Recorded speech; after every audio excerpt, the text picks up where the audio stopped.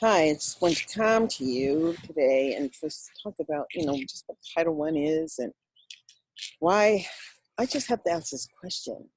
Why do Black Americans or African Americans or formerly enslaved Americans just allow their children to get letter grades of F in the public school system all across this nation? So many of our children are not thriving in the public education system, and we are not talking about it, which is frightening, especially in this type of climate when they're still hunting our children on the street.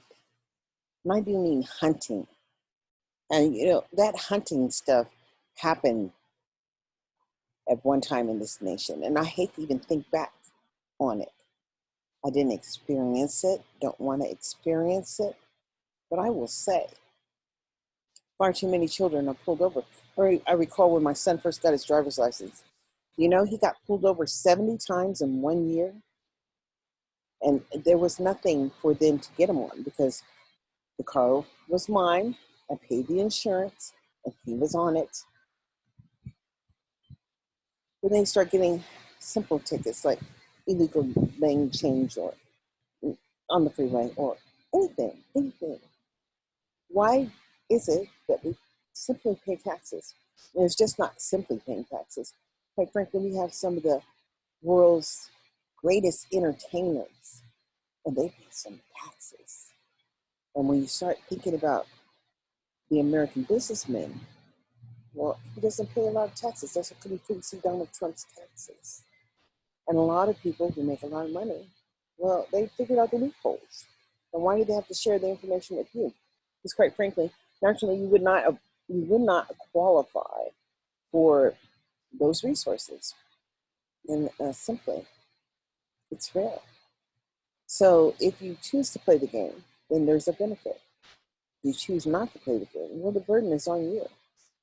So no matter what you do, and no matter how difficult life is, we all make choices, and the number one choice is to have a life. And once you have a life, then you're responsible for that life. And what do you do to ensure that access happens? We so easily just follow the process. And the process says that we put our children in the public school system. And the public school system has failed us as a people. And as a people, we don't have an opportunity to have a voice. And so there is no voice for us. And quite frankly, this is reality. When they can drag someone down the street and kill them, when they can pull someone in for smart talk, and then they're found hanging in the cell, or when a person is selling single cigarettes and they want to control that selling of the single cigarettes. Just think about that. We pay taxes. The money comes back to local communities in which we elect. If we're participating, we're electing local officials.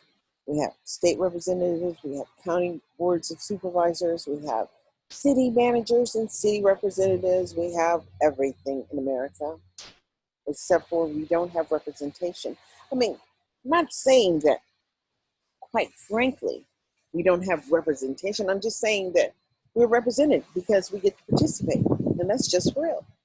You can run for office, you could win an office, you could participate at that level, but you cannot represent the interests of your own people because that's not what you're there for. That's how come when we got Obama in office, he wasn't elected as the president for the Black people. He was elected as the president of these United States, and he was a damn good president. And for some children who were born when he was elected in office, the only president they ever knew was a Black man. Now think about that. It's pretty damn deep. But the reality of our limitations as individuals is real. I cannot say that entertainers that God gave a gift to share and engage our people have a personal responsibility to do public advocacy, but they do have a personal responsibility to do self-advocacy and to not demonstrate immoral character. I'll say it like that. But it really doesn't matter. The reality is that this is the year 2020. I graduated in 1976. And the year I graduated, the state of California had just finished paying off the last monies for people who claimed that their slaves ran away to California, but they were insured. Understand, we were an insured product. They insured us. So where is our benefit after we got freedom? We don't get no damn benefit. Of course, I'm so happy for the $1,200. I should be happy because I didn't see me getting $1,200 anyway. Simply when I lost my job at Los Rios, although I had vested, they did everything not to allow me to retire medically. But on the other hand, I did retire, and it was medical. Because rheumatoid arthritis is real, but they said it wasn't that. They said it was fibromyalgia, but whatever it is, it's real. It has to do with toxicity in the body. The body is fighting all the time, trying to get rid of, and it's just not going anywhere because we haven't mastered that. It's like there's no cure for the virus. So the best thing to do is to keep yourself safe. And for all these people who want to go back to work, well, so we talk about their essential jobs. That's what I want to talk about. Brick and mortar schools. And just what are we as a people saying that we get out of them? And I don't care if you got a PhD, honey, you got to pay for that. Or you got to, whatever you got. Doesn't matter. It doesn't elevate you to the level of oversight for engagement for public policy that's implemented on Black people, because that don't exist. Well, there's just basically nowhere to have a conversation. Although in Sacramento, we did elect the Black Parallel School Board. Oh, we didn't. They elected themselves, and they are participating. But that's just a group of people who have attempted to be engaged in public policy. But what I cannot say is that the engagement in the lobbying was public. That was just the meeting with themselves and actually meeting with themselves. I'm gonna share the screen. I want to go to this website and share it. And let's listen, shall we? These include principals and other school leaders, representatives of authorized public chartering agencies, for example, PCSB members or staff, Lee and school administrators, including administrators of programs in Title I, Teachers District of Columbia Public Schools, DCPS, and charter schools, career and technical educators, members of public charter school boards of directors, members of the State Board of Education, specialized instructional support personnel, including school social workers, psychologists, nurses, speech-language pathologists, counselors, or other special education service providers, and paraprofessionals. For more information or questions, please contact os.cop@dc.gov. Update December 2019. The Title I Committee currently has the following vacancies for the 2019 to 20 school year. Representative of private school children. OS seeks members who plan to remain at least through the 2020 to 21 school year. To apply, send your resume and application form to os.cop@dc.gov. Qualified applicants will have demonstrated experience completing and/or implementing their Lee-level Title I application plan at the Lee and/or school level. OS will provide updates when additional vacancies occur. Meetings are held quarterly at OS, 1050 First St. Northeast. The next meeting will be held Tuesday, February 11th, 2020, from 4:30-6 p.m. Application. Frequently asked questions, FAQs. Meeting agendas. Meeting minutes. Membership.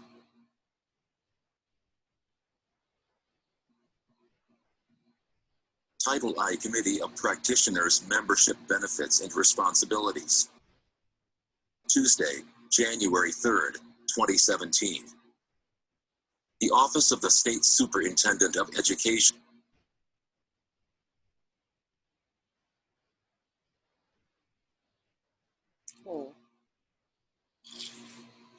The Office of the State's Superintendent of Education would like to thank you for your interest in the State Title I Committees of Practitioners. Service on the team will support effective, meaning the implementation of Title I of the Elementary and Secondary Act, ESEA. And in the District of Columbia, if you have any questions, please contact Jonathan Erklin, whatever his name is. The benefits, let's see, to chance to provide input on state policy to improve the education in the District of Columbia. But that would be your local district. So whatever state you're from, that's what it would be. An opportunity to serve as state advisory role, that would be for any state that you participated. This is just from the federal government's perspective. An opportunity to share and gain expertise and ability to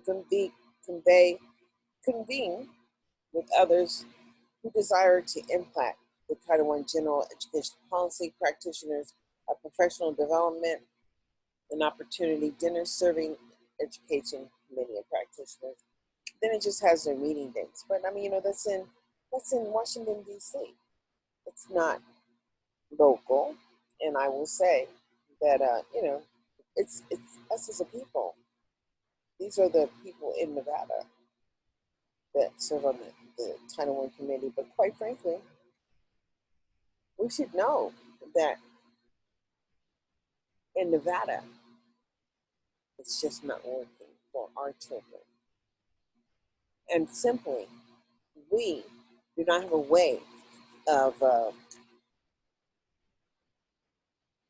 participating in the process because they eliminate our ability to have a conversation. The Title I Committee of Practitioners is required to review for the publication any proposed final state or rule or regulation pursuant to Title I. But I just want to tell you, the federal government gives money to states to ensure that they're educating their poor or to help with the education of their poor. The unfortunate part is the accountability is left up to the states to implement. And honey, I can tell you, the state is not implementing those services at all. It's just not happening. So when we talk about public education and what that looks like, and simply, why are we not talking about it? Why is it? And then why is it that we're allowing entertainers and basketball players and football players, they're not educators. They're not even, they have children, but they're not experiencing anything different than what you experience. Oh, let me make that different because they have money. And money buys services. With money, you can have access. But if you know the rules, you can have access also. And so that's why I'm here.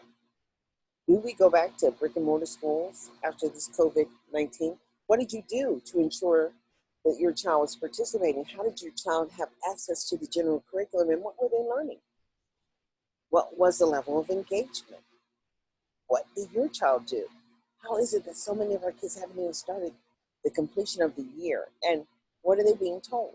Because quite frankly, if you don't have the money to have a roof over your head, how can you have access to technology and an online service that all your children have to access when you're homeless? And there's a lot of us that are out like that. I don't know. It's stressful to even think about. But we have a personal responsibility to hold up our ends and give back, basically. So I'm going to turn this off for now, and maybe I'll try and go live on Facebook. And I'm going to share this on Facebook. But I have a lot of videos out there, a lot of meetings that I've covered. And believe me, there weren't a whole lot of people like me. So if we are not participating in the policy decision-making of the money that goes into the community, even if you're poor, you pay some goddamn taxes. And just like they said during the election, the Trump secretary paid more in taxes than he did. That means he understands the game and understands the rule. Why would he tell you how to do it? Some people just don't pay taxes, but they're benefiting the community. What are you doing to benefit the community? Where's your voice? We need to hear it. And we don't need to have anybody else talking for you. And quite frankly, we need to just start showing up and asking why. Why is it so easy for someone who only has to have an 8th grade education, work as law enforcement, take an oath, and then hunt you down, hunt your children down? Oh, how scary is this shit? It's crazy. And quite frankly, just don't know what to do about it. So I'm gonna end my chat for now. I'm ending my chat.